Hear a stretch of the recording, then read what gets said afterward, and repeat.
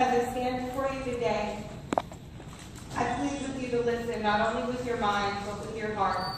Because I know if it wasn't for cannabis, my daughter may not be alive today. I cannot deny the fact that cannabis has given Jackie Angel Warrior her life back. I haven't always had to fight for Jackie's life. She was born perfectly normal. At 5 months old, she had her first seizure, and since that day, they have never stopped. I can still remember the overwhelming pain that knocked me to my knees when all the doctors came in and told me my baby was suffering from a severe and deadly form of epilepsy. And the words that no parent ever wants to hear: there is no cure. From my knees, I hit the ground. I remember screaming and crying, and the feeling of death as a piece of my heart died.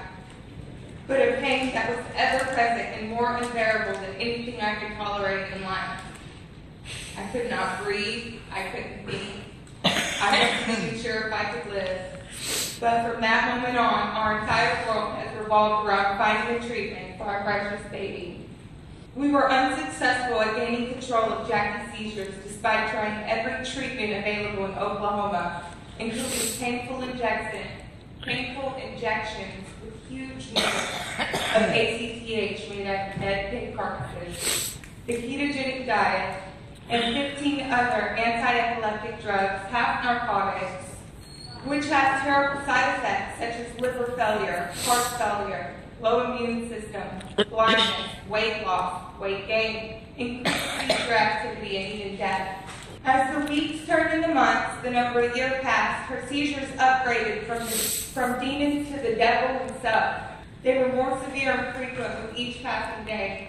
Jackie has been hospitalized over 25 times for uncontrollable seizures since January 2013 until April of 2014.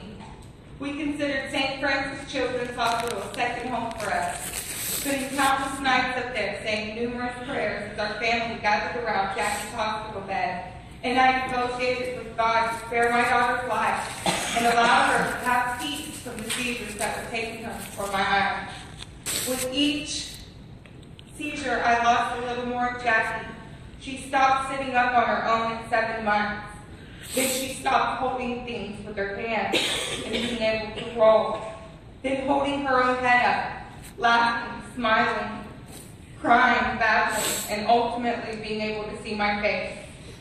Yes, she lost her vision and was diagnosed legally blind in November of last year due to cortical visual impairment, which means the seizures were not allowing her brain to process what her perfectly healthy eyes were seeing.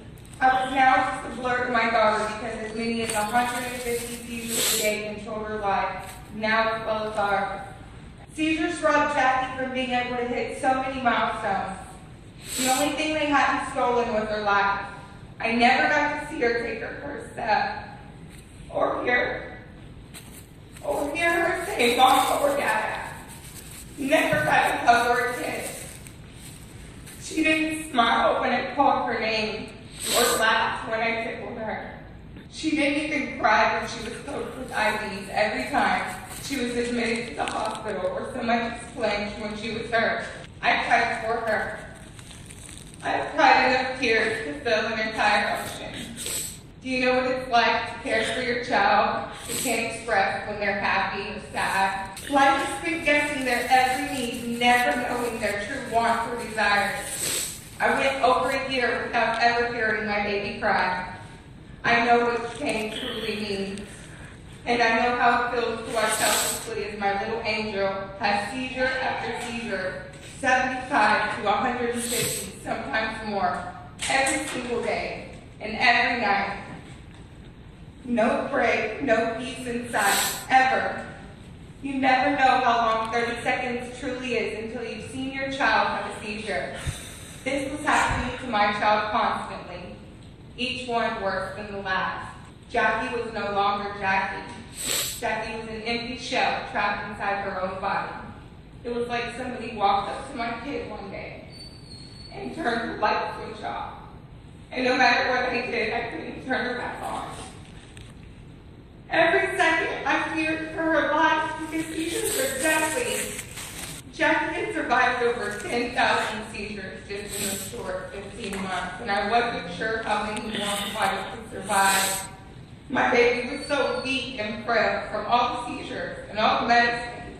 Life was fading out of her eyes, and my heart continued to die. After desperately reaching out to our governor, Mary Fallon, several times we were left no choice but to take Jackie to Colorado to try cannabis oil. So with a recommendation from Jackie's total neurologist, Dr. Amy Stoffer, we left in April. Jackie instantly received recommendations from 2 respected Colorado physicians and had her first dose of cannabis oil called Haley's Hope on April 14th of this year. It wasn't something my child had to smoke. It's just an oil. I put it in her mouth like any other medication. This was our last hope and our only hope. And it was a miracle because the next morning I could see something different in my daughter that I had not seen in many, many months. I could see light in her eyes. She had a real smile on her face and personality like you wouldn't believe. After only 2.5 weeks on cannabis oil, Jackie went back to St. Francis Children's Hospital for an EEG, and it showed dramatic improvements in her brain. And she didn't have one seizure while hooked up to that EEG. Amen. To explain a little more, at that time, a normal child's background with their brain waves should have been at 6 hertz. Hers had been at a slow 2 to 3 hertz for over a year now. And now they were telling me that after only 2.5 weeks on cannabis oil, they were a dominant 5 hertz, almost normal. I couldn't believe it. Yeah, I could, because I could tell. The proof was right in front of us. I knew in my heart Jackie's brain was finally healing, and it was evident to everyone who had ever met her in life. And more recently, on November 19th of this year, her last EEG showed an even more dramatic improvement, with a background at a 6 to 7 hertz. Even more amazingly, it showed a dominant 7 hertz background for brief periods of time, which is normal for a child her age. Normal. Yeah. Aside from her brainwaves improving, seizures being reduced to over 95% and her motor skills improving, Jackie is making progress every day. She hasn't been hospitalized once in over 7 months since starting cannabis. She can hold her own head up again and roll over. She's trying to crawl and hold toys all by herself. She laughs when we play peekaboo and smiles to show me joy. I know when she's hungry or wants to be held because she can cry now. She hugs my neck every day and gives me kisses goodnight. I love all the sounds she makes, and because her seizures have improved so dramatically, so has her vision. When she stares into my eyes each day, she is so happy, never knowing she is any different than any other 2-year-old. She just needed cannabis, and yes, that makes her different. But should it make her a criminal? No. No. No. No. No one should have to be illegally healed. Jackie is loving, sweet, playful, energetic, funny, determined, and always cheerful. I didn't know who my daughter was 7 months ago, and cannabis has allowed me to meet Jackie for the first time once again. The only thing I can compare it to is being reunited with your baby, who was kidnapped from you and held hostage for 15 months. The feeling is indescribable. My daughter is not just alive, but she is living and loving and thriving the way that I've always yearned for her to. There is no denying the facts. And the fact is that cannabis has saved my daughter's life. The proof is here in her medical records, and the real truth is right there, my daughter, Jackie Angel Warrior. Amen. Jackie is currently on 2 milligrams of CBD per body pound per day and 2 different cannabis oil ratios. One is a 24-to-1 ratio, which has 0.3% THC or less, and the other is a 10-to-1 ratio, which has between 0.8 and 1% THC. Yep. Without the 10-to-1 ratio, we cannot maintain the seizure control we have with Jackie. It's impossible. We need them both. It's a rather complicated process, but Dr. Sanjay Gupta says it's best. There are over 500 chemical compounds in cannabis, and they all work together. It's important because you can't just take a chemical out of cannabis and make a medicine. You need the whole plant. It's known as the entourage effect. If you look at the scientific and medical proof, you will see that CBD only is not enough. 0.3% is not enough THC to effectively treat and control the seizures of most children with severe epilepsy. I know this as a fact firsthand. I was just like many of you when we were misinformed when we began Jackie's journey on cannabis oil. But then I started listening to real doctors and real scientists and started looking at the thousands of research studies publicly available about cannabis. Quote, CBD dominant remedy like Charlotte's Web can, in some cases, produce near miraculous results. But we know quite well from the families that are involved with Charlotte's Web that only about 10 to 15% get that result. Most of the families are finding that they need to have more THC or THCA, which is THC acid, which is the unheated form of THC, and as it turns out, is also non-psychoactive. Yep.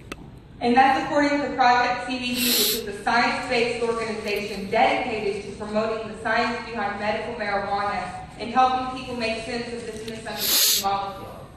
It took us months to get the seizure control we have now, but more importantly, it took a tad bit more THC. We also know how and why cannabis is working in the body. The newest research we found is that it's so important that the discovery of the endocannabinoid system.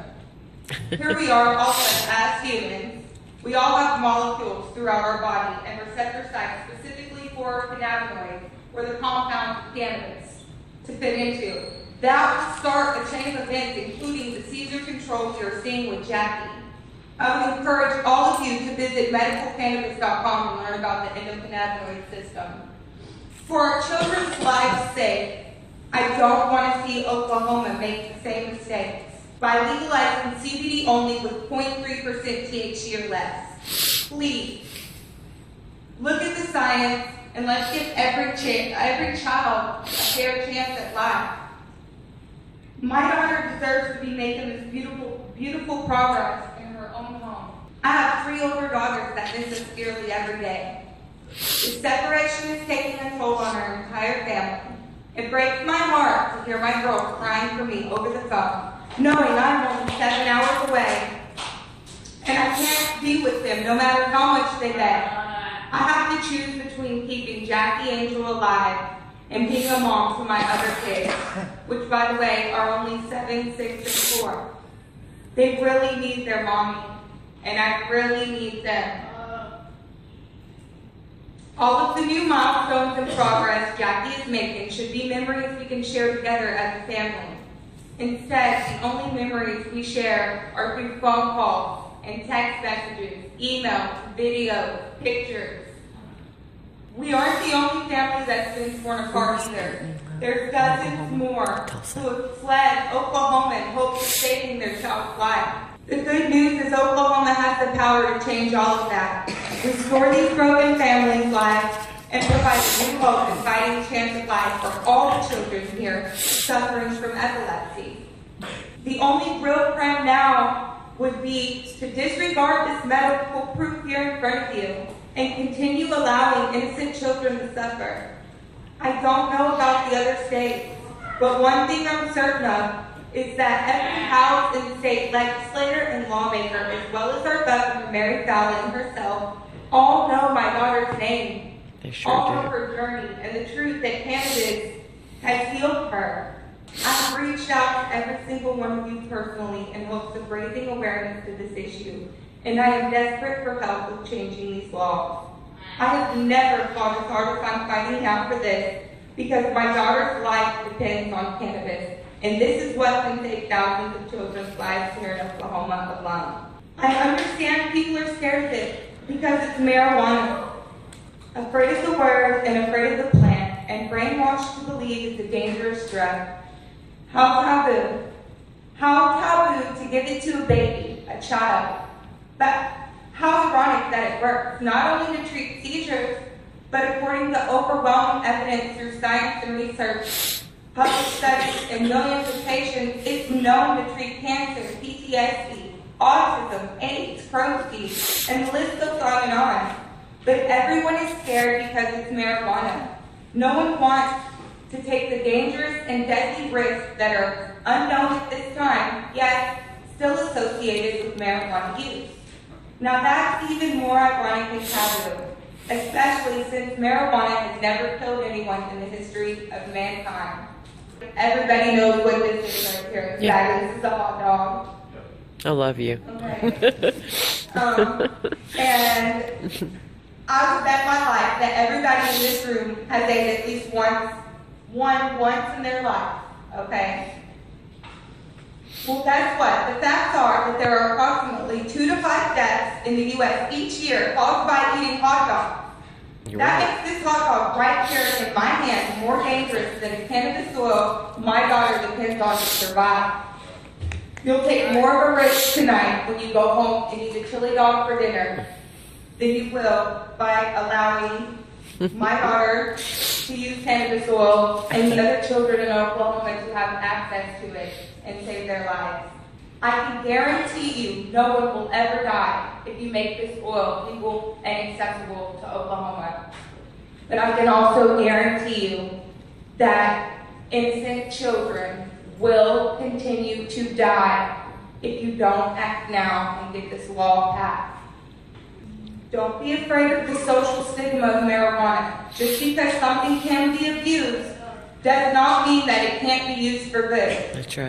The potential for abuse in society should not determine whether or not my child and thousands of other children should be allowed to live and live a normal life with cannabis oil without dying slowly on half a dozen daily, mind-altering, perfectly legal, highly addictive, and often abused prescription drugs.